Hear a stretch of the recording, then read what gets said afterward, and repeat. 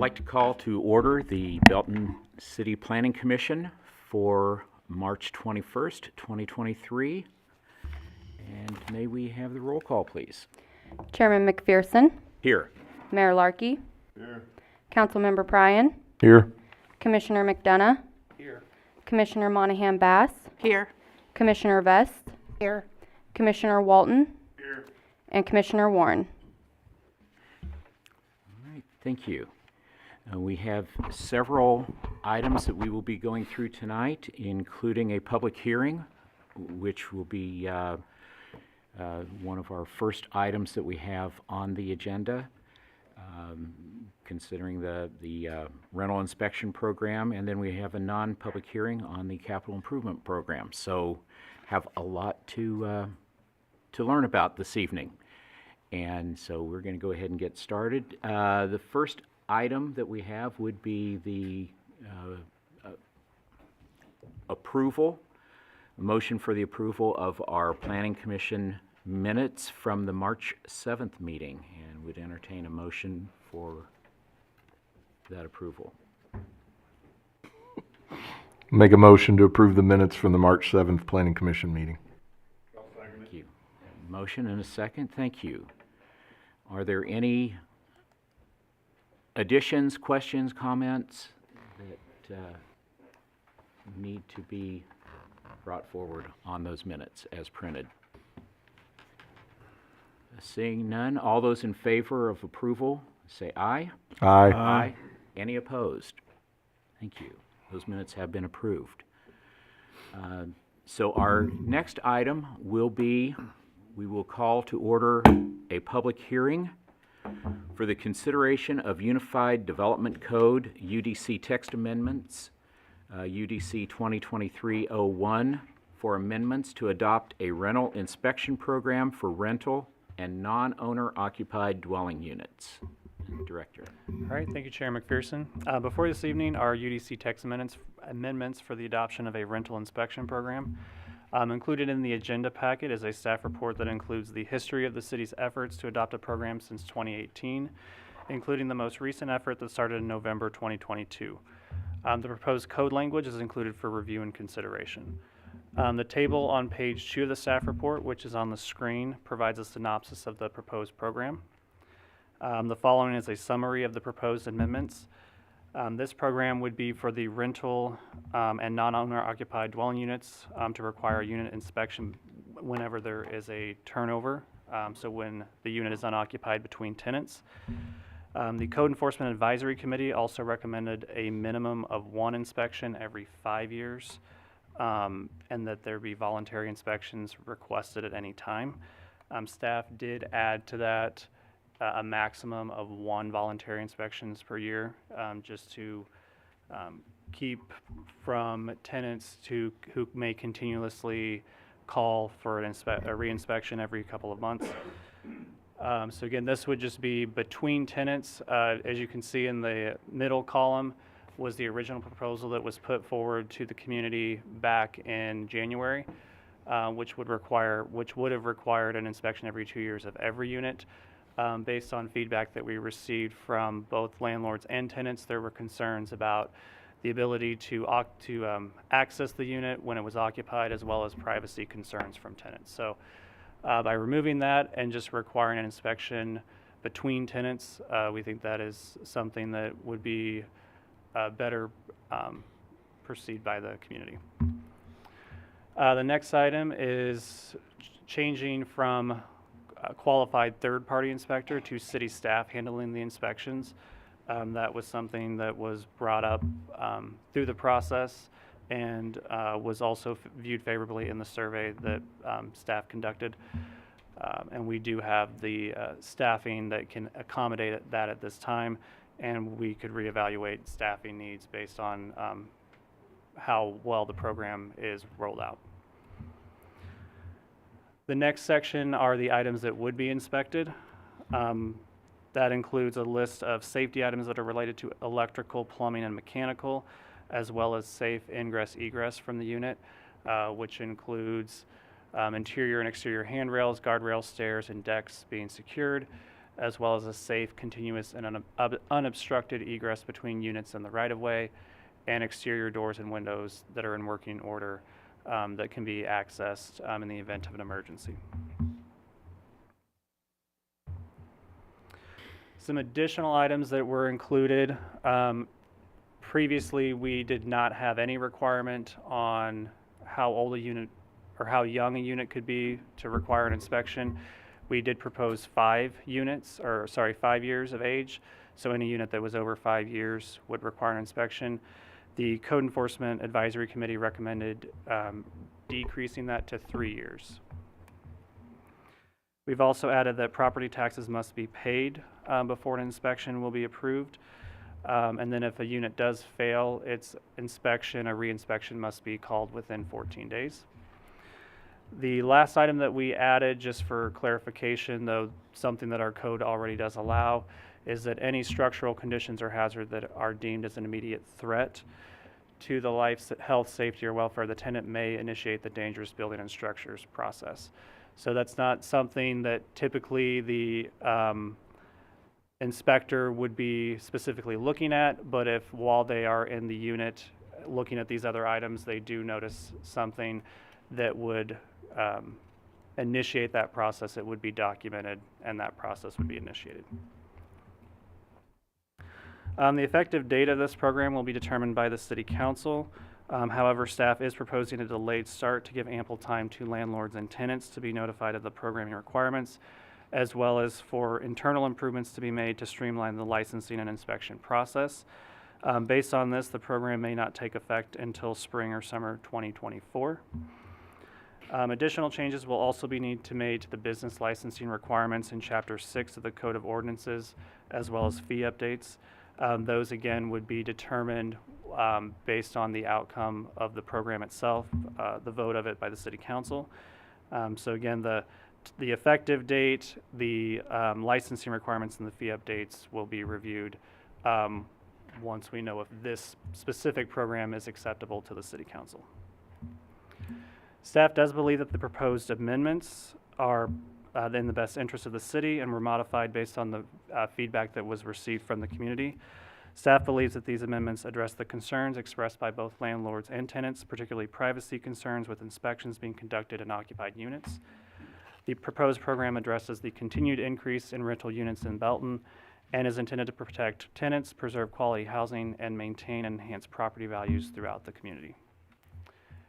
And with that, I will stand for any questions. All right, since we are in a public hearing, I'm going to ask, I know we had a couple of people that misunderstood as far as the sign-in and signed in thinking they were signing in their attendance. So I'm going to ask, John, is there anything that you would like to bring in the way of questions? If you'll come over to the microphone and at the podium here at the side and just give us your name, and then definitely you can address any of those questions to our staff if you would like. But nothing at this time. Okay, all right.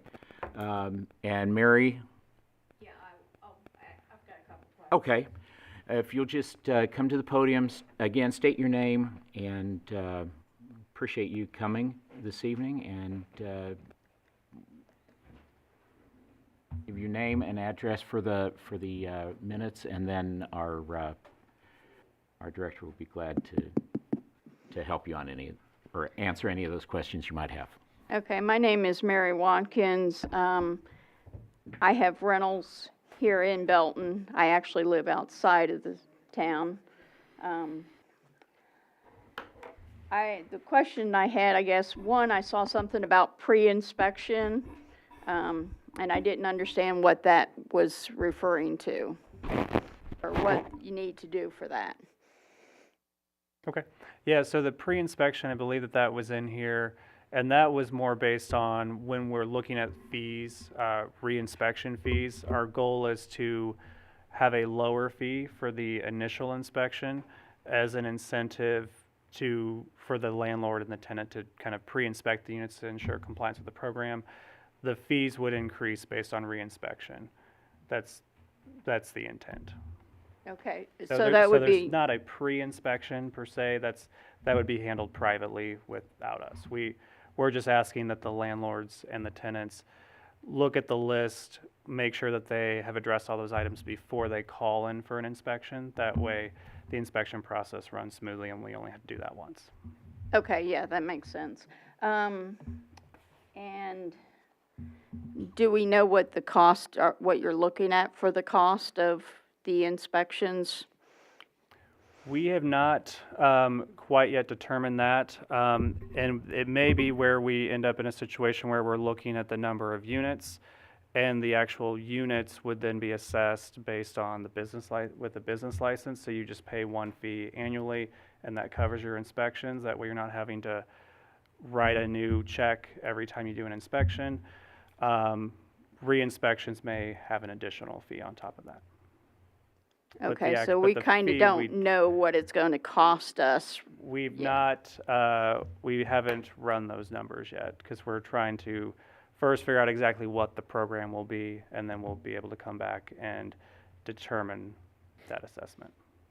Okay, and then I guess another question that I've come across in properties that I've had is, and specifically, I don't know that I can point one out, but what about grandfathered items that maybe something in the building that is maybe not up to current codes, but would be cost prohibitive to bring it up to code, but that because it's been there for, pretty much since the building was built, say back in, say 1960 or something.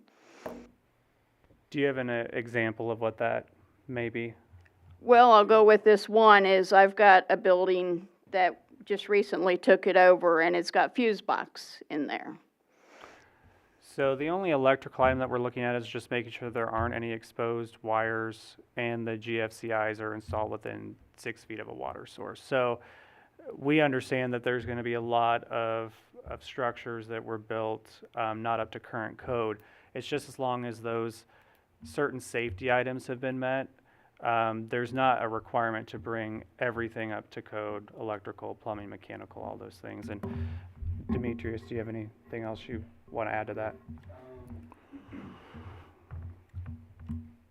Just that some of the amperages that were initial with the building of the structure, some of those still have 60 amp services, and they might be a little outdated for all the electricity that tenants use. So those might have to be upgraded. In the past, I've tested some of those and asked an electrician to run some numbers and make sure everything was okay and safe. Because tenants like to, add, humidifiers and heaters and fans and stuff. So in those instances, I would maybe ask for an electrical master electrician to run some numbers and make sure the configuration still works for that unit.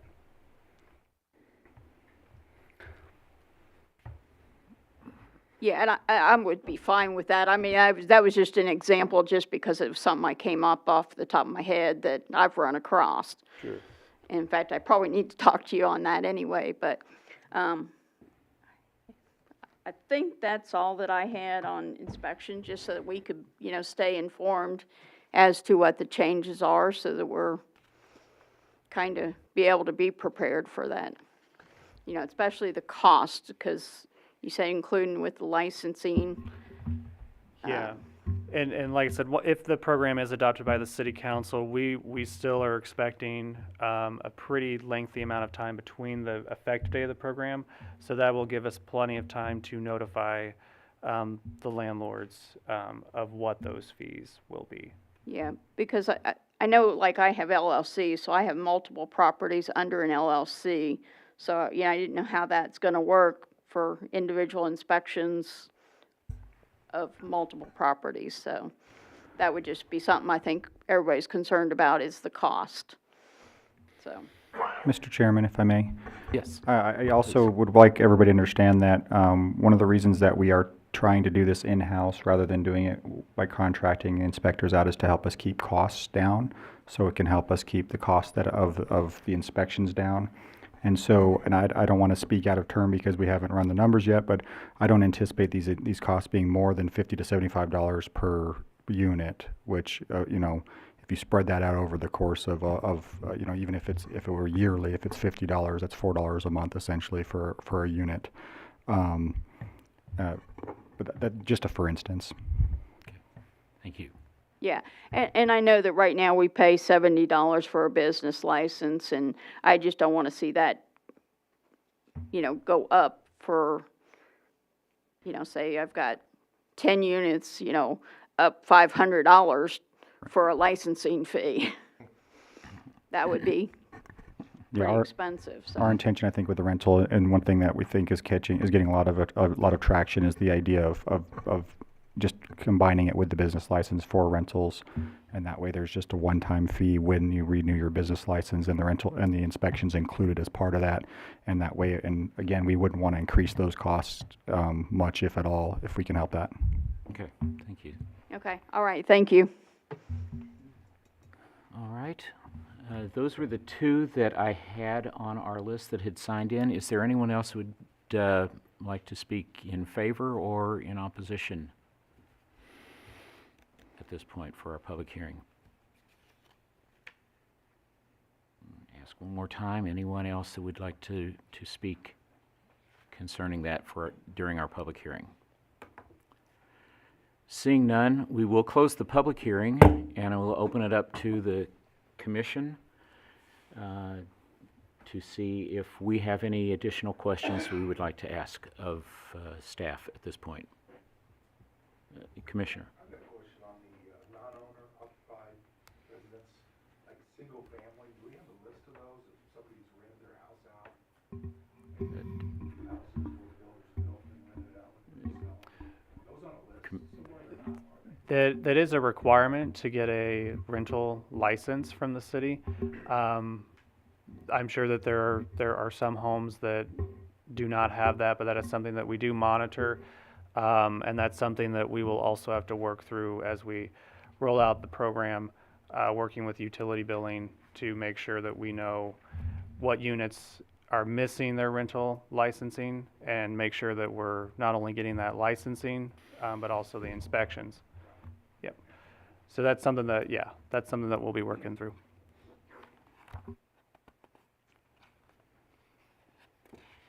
Any additional? Mayor. Mr. Chair, can you explain to the committee why the, I want to say, what committee, what did this come from? I can't think. Advisory. Code Advisory Committee, why they recommended going from 5 to 3 years?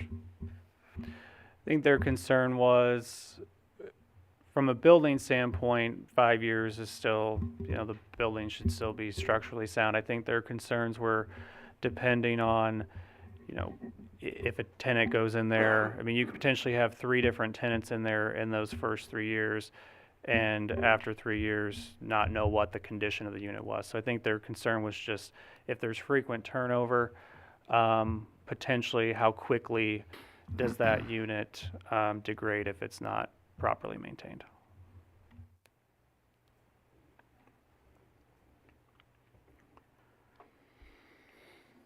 I had one more, but I can't find it.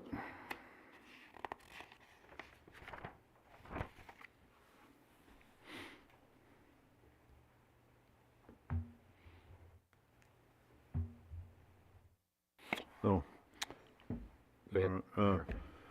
inspections, if the first inspection fails, must do it within 14 days. Was there any thought or consideration into if something that's major, it would take the landlord more than 14 days to fix something? I think that's one of those situations. Put 14 days on every single Yeah, thing. I mean, that would be a case by case, kind of like with a code enforcement issue. If there's something that's a larger issue that's going to take more time to resolve, an extension or a plan can be made. We can work with the landlord on making sure that that's still addressed in a timely manner, but progress is being made on getting that addressed. Okay. Obviously, a bare wire in a box is different than a foundation wall caving in, so. That's all I had, Mr. Chair. Thank you, Mayor. think a couple of questions that I'd had, and you addressed, but just to make sure that this got heard, our current staff is able, I know we're adding a lot of units, and our current staff is going to be able to handle all of that as well as what they currently have. Is that correct? Yes, that is the effort that we're making to be able to do that, and that of course will be evaluated probably within the first year if it's working or if we do need an additional staff member to handle that.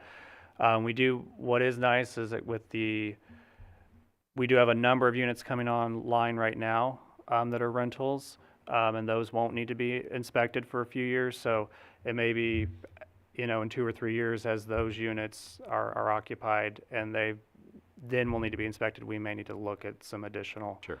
assistance from that. But our goal is to try to utilize the existing staff that we have. And one other thing I'd made a note, I see that one line was dropped from the original proposal, which had to do with free of insect and rodent infestation. Is that covered under that umbrella statement then, as far as, I'm thinking that's a health, to me that seems like that's a health issue. So that would be covered under that if they see infestation, they would be able to handle that in a different way. Yeah, so the challenge with that particular issue is, and what we have seen other cities that initially were inspecting for that, they ended up removing that from their list because that becomes really more of a cleanliness issue than a structural or building code issue. It is a situation where if obviously there's a hole in the wall and that's what's causing rodents to come in, that would be an issue that would need to be addressed. But our staff, they are not exterminators and they're not mold experts, so they're not going to be able to really make a call on exactly what the issue is or the source of that issue is, as opposed to the other items which they are certified in to inspect. So those are items that we would encourage landlords and tenants to work together to address those issues under Missouri state law. And as I understood, that if our inspector happened to notice there was something like that, then they would draw that to their attention. They would note Dealt it. with, even though it would not necessarily Yeah. fail their inspection, it would be something that would be brought forward. Correct, yeah, anyway. they could make a note of that, but that wouldn't be a source of the inspection failing. Great, thank you. Do we have any other questions or comments from Commission?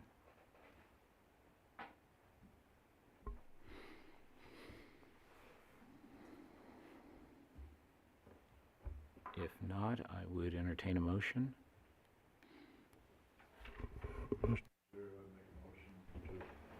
Recommend approval to the UDC text amendments with or without condition to the city council, with the understanding that there's 3 outstanding. The understanding that there's 3 outstanding items yet to be made, and I think the council probably should make those Right. recommendations anyways, so. Okay. Second. All right, and we have a second. Any final comments, questions? Seeing none, could we have the roll call, please? Commissioner Vest, Aye. Commissioner McDonough, Commissioner Monahan Bass, Aye. Mayor Larkey, Yes. Councilmember Pryan, Aye. Commissioner Walton, Aye. and Chairman. Aye. Thank you. So these code amendments will be passed on to the city council then for their review. So thank you. All right. Moving to a non-public hearing that we also have on the agenda this evening, and that is the presentation of the 2024 through 2028 Capital Improvements Program. Director? All right, I'll jump right in. If you're following along in your packet, I'm going to go to page 28 here. So in our capital improvements program, we've got 27 projects spread over 8 categories. Categories are facilities, transportation, planning, wastewater, water, stormwater, parks, and economic development. In the facilities category, it's mostly going to be AC replacements, roofs, paving, maintaining our existing buildings. Under the transportation category, we've got a few big projects coming down the pipe. There's the North Scott Avenue improvements, much anticipated from all the calls we get. Regulatory street signs, Route 58 in Powell, which is hopefully going to alleviate a lot of congestion over there at the 58 and I-49 area. The street and stormwater preservation program and the street reconstruction and overlay. Under the planning section, we've got a comprehensive plan update. The last comprehensive plan was done in 1992, so it's probably time to revisit that one. Under wastewater, it's a lot of general maintenance that comes up from year to year. Inflow and infiltration reduction, that involves lining manholes, pipes, preventing groundwater from getting into our system and overwhelming it, causing backups and other issues at our treatment plant. Stream bank stabilization, if the stream erodes around a sewer line, we want to get that one back underground so that we don't end up with a situation where that gets damaged, illicit discharges and stuff happen. Wastewater treatment plant, we've got some clarifier replacements coming up and other much needed maintenance. Water line replacement, we're going through the whole city and replacing cast iron pipes. That one was approved by voters and we are awaiting bonds to really go full steam ahead on that.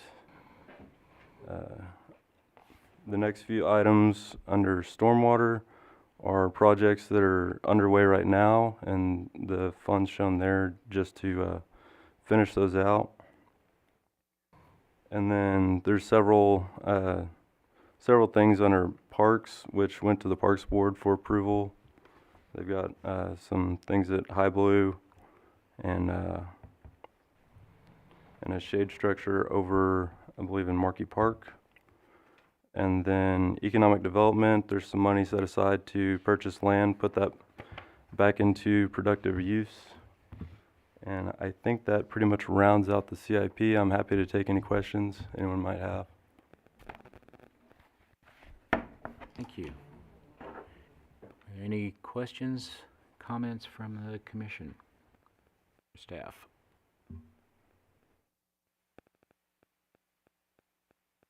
Sounds like you're going to be busy. We stay pretty busy. Got a few things happening, so that's good.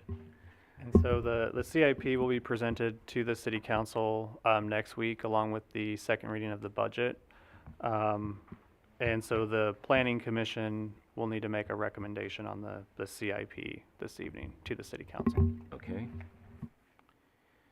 So we would entertain a motion.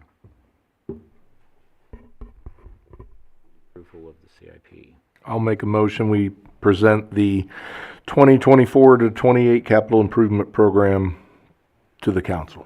All right, thank you. I second that. Thank you, Commissioner. Motion and second. Any further questions, comments? Take the report.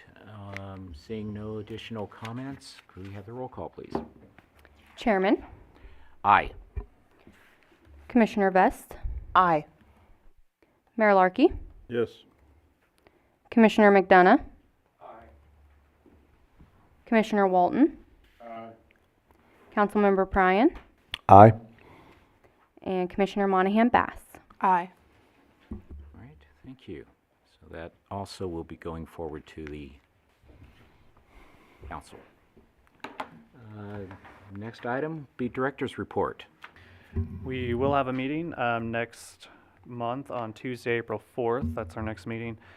We will have two public hearings that evening. There will be a public hearing for a rezoning and a preliminary development plan for U-Haul, which is proposing a multi-story indoor climate-controlled facility in Cornerstone Point behind Casey's on 163rd Street. And then we'll also have the public hearing for the UDC text amendments to the land use chapter updates that I provided a brief update on at the last meeting. Okay. Thank you, Director. So at this point, our next meeting is scheduled for Tuesday, April the 4th. And, so we want to make sure and get that on your calendars if you don't have that there already. Adding it now. I will say that after our meeting the last time, I did go to the city website and I looked at the What's Happening Belton, and that is extremely exciting because I don't have to go to Facebook anymore and say, what's this thing that's going in at the corner of 171st? Yeah, I don't have to do that. And so it's not the same, but I appreciate having having the real information out there so that we can stay informed on that, and appreciate all staff's work in making that happen for us. So if you've not seen that, definitely you might want to go check that out on the city website. So I think we are ready for a motion. Second. Motion and a second. All those in favor say aye. Aye. Any opposed?